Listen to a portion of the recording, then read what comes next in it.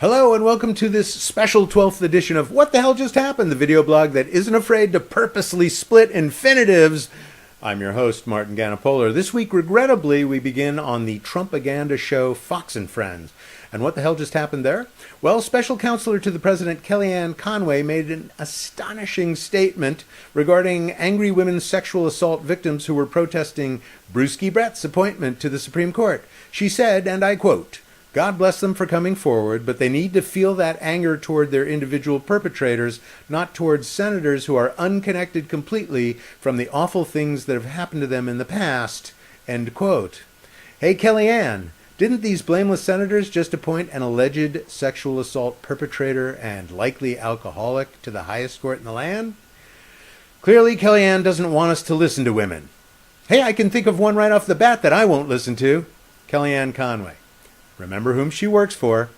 I do.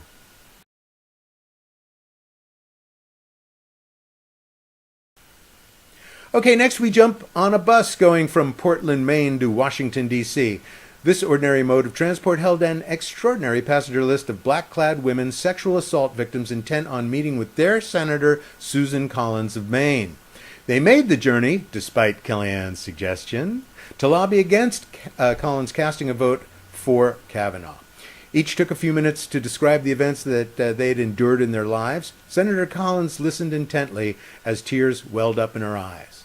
But apparently she'd cut up an onion and put it in her hanky, because a few hours later, in a speech made on the floor of the Senate, Collins told her colleagues she intended to vote yes on the Kavanaugh appointment. She dwelled on his judicial record and said she found the evidence of his alleged sexual assault weak and inconclusive, even though she admitted she believed Dr. Ford's testimony.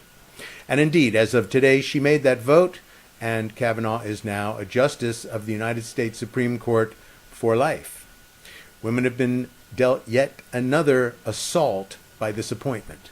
And I can only hope that Collins has trouble sleeping for some time to come. Now we travel to Oslo, the Norwegian Nobel Institute. And what the hell just happened there? Well, they just announced that the Nobel Peace Prize would be awarded to two recipients, Dr. Denis Mukwege of the Democratic Republic of Congo and Miss Nadia Murad of Iraq. Dr. Mukwege has earned the moniker the man who mends women for the work that he and his colleagues at Panzi Hospital have done since he founded the clinic 20 years ago.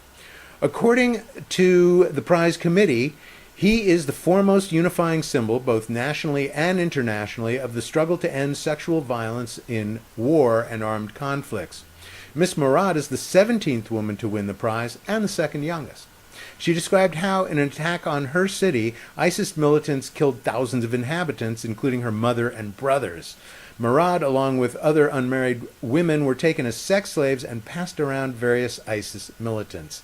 Because of this life-changing event, she became a champion for girls who had suffered similarly at the hands of men. The U.S. Special Envoy for Iraq, Jan Kubis, said Murad had shown, quote, heroism and bravery and resilience in the face of her torturers and abusers, end quote. As yet, the prize committee has not been able to contact either recipient by telephone, but hope that they might have seen the announcement on TV or on the internet, or hey, maybe on this blog. There truly are principled people in the world who put themselves at risk to protect and defend women from harm. So we can all be at least a little bit hopeful. Well, thanks for watching. See you on the next episode of What the Hell Just Happened. Until then, keep the faith, fill out your ballot workbook, and remember in November. Bye for now.